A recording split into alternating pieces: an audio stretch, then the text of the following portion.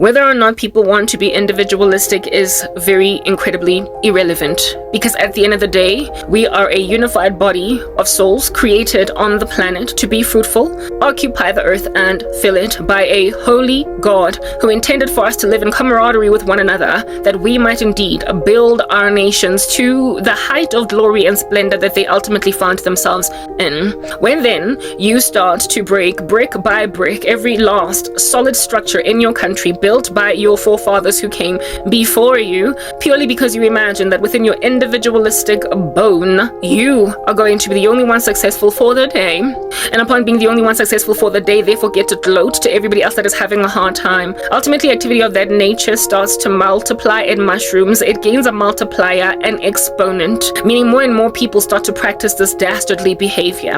When they practice this behavior in their numbers, therefore, it creates a collateral damage on pretty much everybody else. It becomes a ubiquitous challenge for the nation that you are living in, and when then it is especially bad for the world at all. Human beings, the individualistic way in which you are thinking in this 21st century is frankly ending the planet as we know it. It is written in God's word in 2 Timothy 3 that in the last days perilous times are going to arrive. Of course, I'm paraphrasing, but among the moral turpitude of human race people in these last days is love of self, love of money, boastfulness, pride, blasphemy against God, so disregarding entirely that he even created your planet, disobedient to parents, despisers of those who do good, unthankful and holy.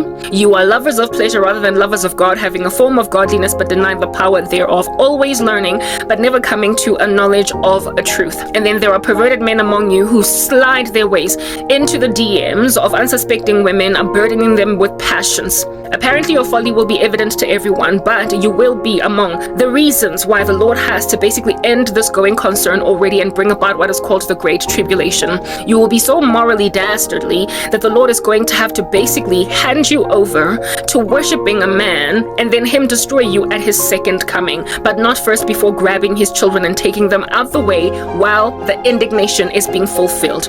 We will be put in the chambers of God while his indignation gets fulfilled. There is no way you can maintain this individualism where you are grabbing your own, lover of self, lover of money, at the expense of a planet that was made for all of us to live on it, be fruitful and multiply. You can't, in your weakness against the Lord because of your slavery to sin, anticipate you can cause the whole planet to sin against God and ignore gender, sin against God and ignore all different kinds of things, and then be okay. You're bringing about the apocalypse.